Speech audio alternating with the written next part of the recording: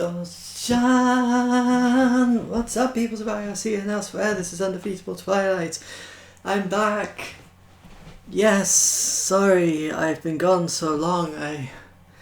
I'm ashamed to admit it, but I just kept forgetting to make videos. I don't know why. It's like Wednesday morning came and I was like, oh, okay, I gotta make a video today, and then in the evening I completely forgot, and then by the time I remembered it was already too late, or the next day.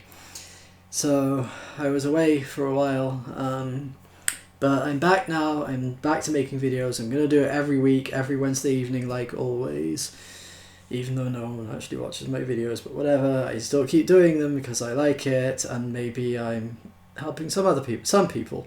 I got some comments on my videos saying like, oh my god, thank you for doing this, it's really helped me. So I'm like, yay, I'm helping people, that's good. I like helping people.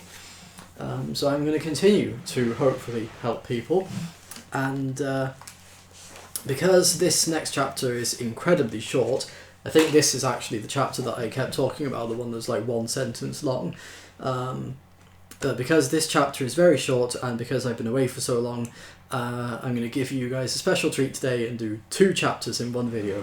Aren't you lucky? So let's get right into it with chapter 29. This is an important announcement. This is flight 121 to Los Angeles. If your travel plans today do not include Los Angeles, now would be the perfect time to disembark. That's it, that's the end of the chapter. I told you it was short. Chapter 30.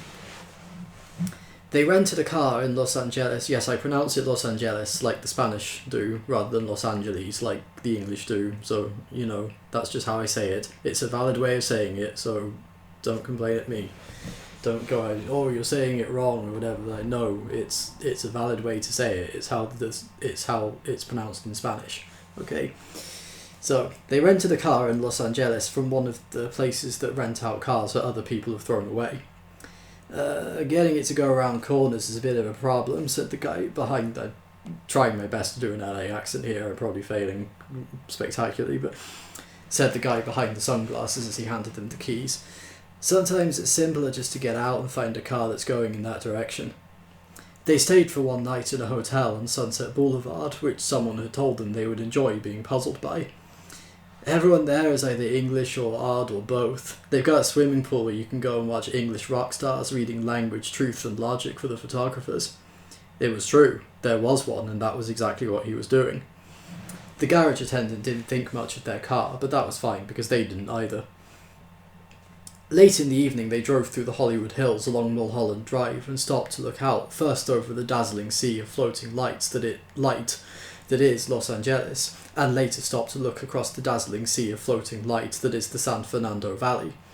They agreed that the sense of dazzle stopped immediately at the back of their eyes and didn't touch any other part of them, and came away strangely unsatisfied by the spectacle. As dramatic seas of light went, it was fine, but light is meant to illuminate something, and having driven through what this particularly dramatic sea of light was illuminating, they didn't think much of it. They slept late and restlessly and awoke at lunchtime when it was stupidly hot. They drove out along the freeway to Santa Monica for their first look at the Pacific Ocean, the ocean which Wonko the Sane spent all his days and a good deal of his nights looking at. Someone told me, said Fenchurch, that they once overheard 2 old ladies on this beach doing what we're doing, looking at the Pacific Ocean for the first time in their lives.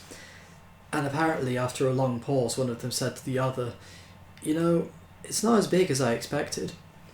Their mood gradually lifted as they walked along the beach in Malibu and watched all the millionaires in their chic shanty huts carefully keeping an eye on each other to check how rich they were each getting.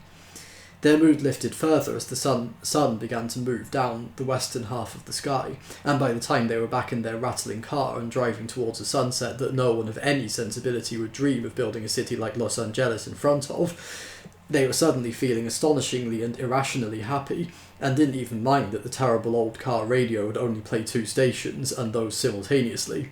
So what, they were both playing good rock and roll. I know that he will be able to help us, said Fenchurch determinedly. I know he will. What's his name again, that he likes to be called? Wonko the Sane. I know that he will be able to help us. Arthur wondered if he would, and hoped that he would, and hoped that whatever Fenchurch had lost could be found here on this earth, whatever this earth might prove to be. He hoped, as he had hoped continually and fervently since the time they had talked together on the banks of the Serpentine, that he would not be called upon to try and remember something that he had very firmly and deliberately buried in the furthest recesses of his memory, where he hoped it would cease to nag at him.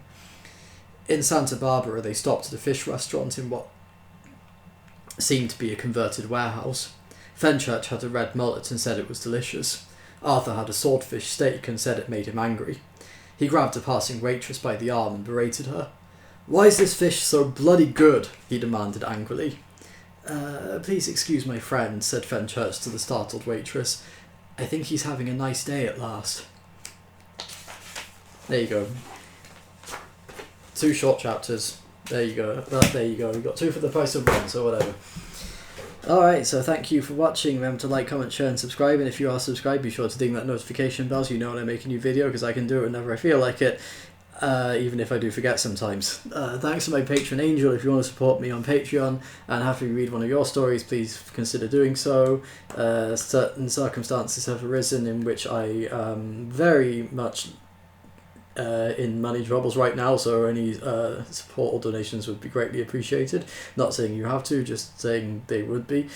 And if you like books, you should check out Angel's Amazon pages, because he writes books, and there are many of them up for sale. And again, money helps us out a lot, so go read them. I have read most of them myself. I edited a few of them, so they are, I can tell you from first-hand experience, they are very good. They are worth reading. So thank you for your support in whatever form it comes, and I will see you again next week. I will remember to do one from now on, I promise. So that's all I can say, really. Take care of yourselves and each other. Remember to stay positive. I know it's hard in these trying times with Brexit looming on the horizon and everything going to crap, but a positive mental attitude can help. So just keep your head up, stay positive. Take care of yourselves and each other. Love and peace. See you next time.